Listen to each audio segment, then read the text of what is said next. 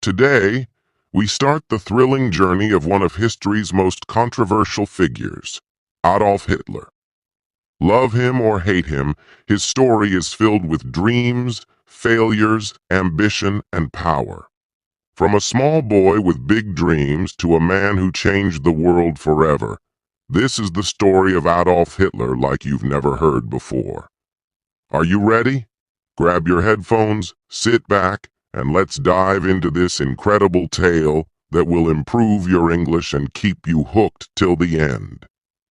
It all started on April 20th, 1889, in a small town called Braunau am Inn in Austria. A baby boy was born to Alois and Clara Hitler.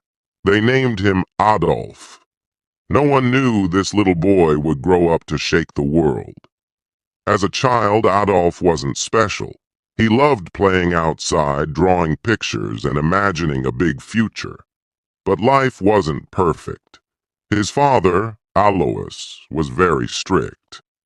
Alois wanted Adolf to study hard and get a government job just like him. But Adolf had a different dream. "I want to be an artist," he would tell his mother. Clara, his mother, loved him deeply and supported his dream. But she couldn't change Alois's mind. Adolf's childhood was full of fights with his father. His father would shout, "Art is not a real job," and Adolf would stay quiet, hiding his tears. When he was 13 years old, his father died suddenly. Some people thought Adolf would feel free, but losing his father left a hole in his heart. Adolf started skipping school. He was once a good student, but now he didn't care. Teachers would say, "Adolf is smart, but he is lazy." All he wanted to do was draw. After finishing school, Adolf packed his bags and moved to Vienna, the capital of Austria. He was so excited. "Vienna is the city of art. I will become a famous painter here," he thought. He applied to the Academy of Fine Arts, a big art school. But when the results came, his heart broke. He didn't get in. The school told him, "Your work is not good enough." Adolf felt humiliated. "I'll try again," he said. But the next year, the school rejected him again. He was devastated. Without school or a job, Adolf's life became hard.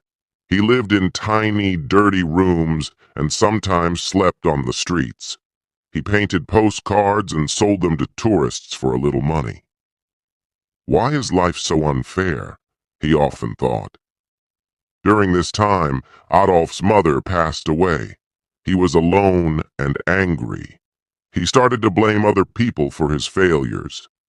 "It's not my fault," he would say. In 1914, everything changed.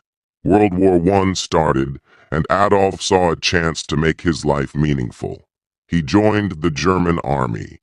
He loved being a soldier. "Finally, I am part of something big," he thought. Adolf was brave in the war. He carried messages across dangerous battlefields and received 2 medals for his courage. But in 1918, Germany lost the war. Adolf was furious. "Our leaders betrayed us," he shouted. He felt Germany needed someone strong to bring it back to power. After the war, Adolf returned to Germany. The country was in chaos. People were poor and hungry. Many were angry about the war's end. Adolf saw this as his opportunity. He joined a small political group called the German Workers' Party. Adolf was a powerful speaker. When he spoke, people listened. His words were full of anger, passion, and promises.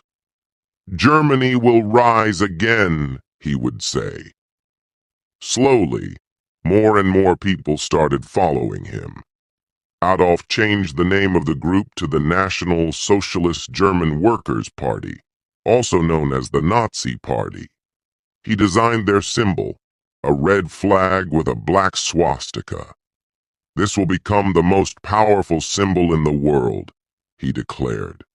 His speeches became famous. Thousands of people came to hear him. They believed in his dream of a strong Germany. But Adolf's ideas were dangerous. He blamed certain groups of people for Germany's problems and wanted to make Germany only for Germans. After World War I, Germany was in big trouble. People had no jobs. Food was expensive, and many families were hungry.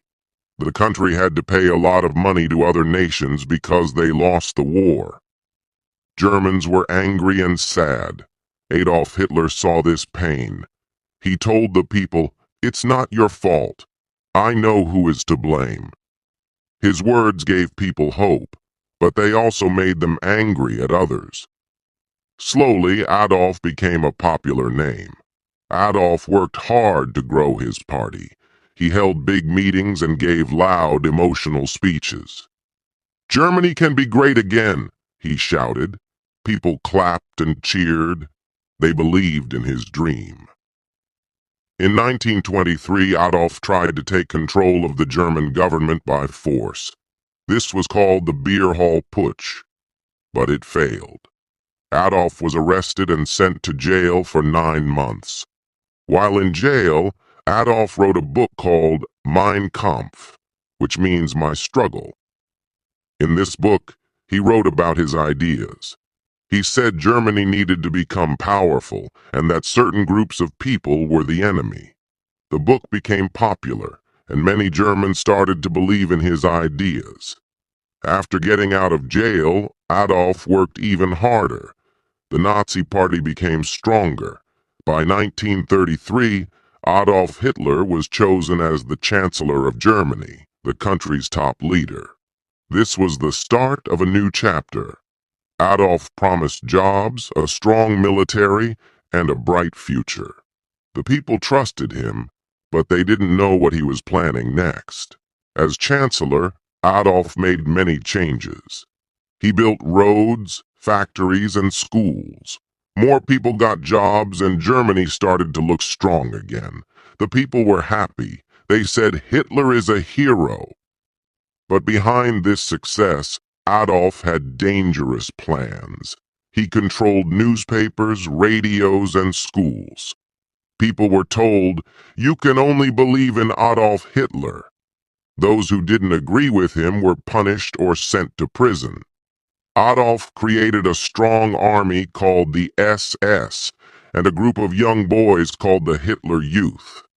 They trained to fight and spread Nazi ideas. Everywhere in Germany, people saw the swastika flag. It became the symbol of Adolf's power. Adolf's speeches became even more powerful. He would say, "Germany is the best. We will rule the world." Crowds cheered and shouted, "Heil Hitler!" In 1939, Adolf made his boldest move. He ordered his army to invade Poland. This act started World War II. Adolf's dream was to take over all of Europe and make Germany the most powerful country in the world.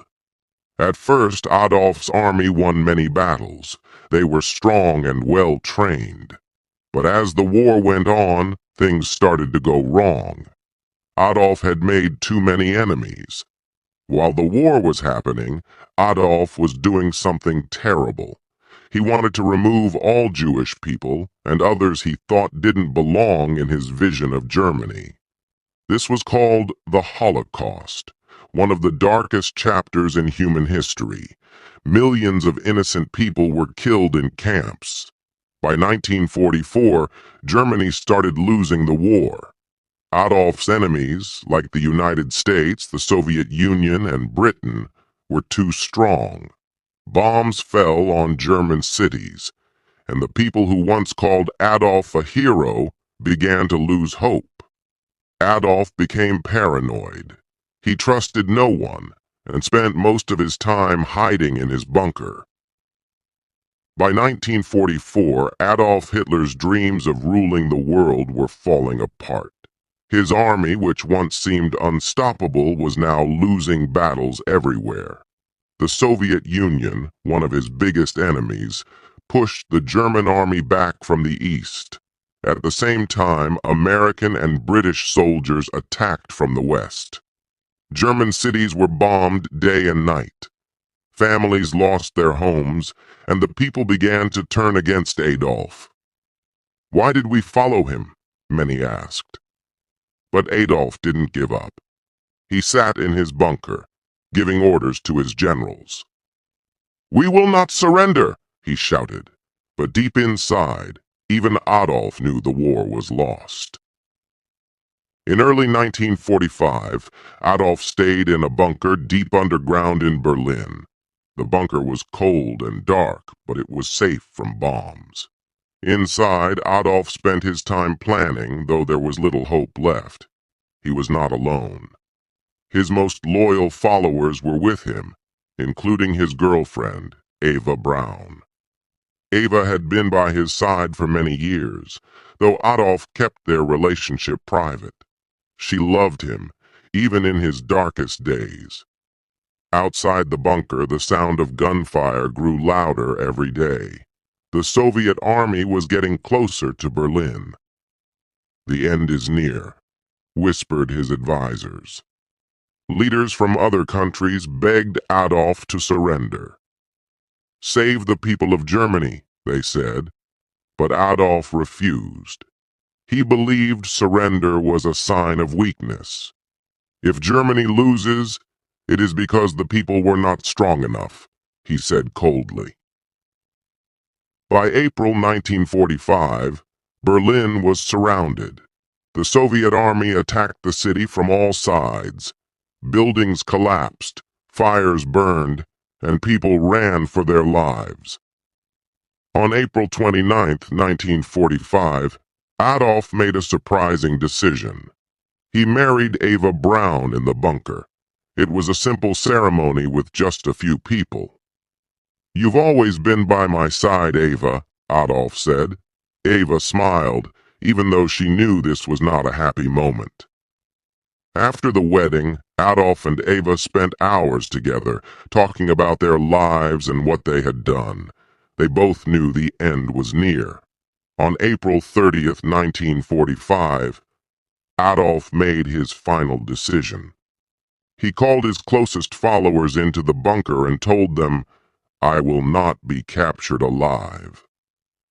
Adolf believed it was better to die than to let his enemies take him. He and Eva went to a small room. Moments later, they took their own lives. Adolf was 56 years old. When the Soviet soldiers reached the bunker, they found Adolf and Eva's bodies. The war in Europe ended shortly after. Germany surrendered on May 8, 1945. The people of Germany were left with nothing but ruins. Adolf's dream of making Germany powerful had instead brought destruction and sorrow. Millions of lives were lost because of his actions. After Adolf's death, the world worked to rebuild.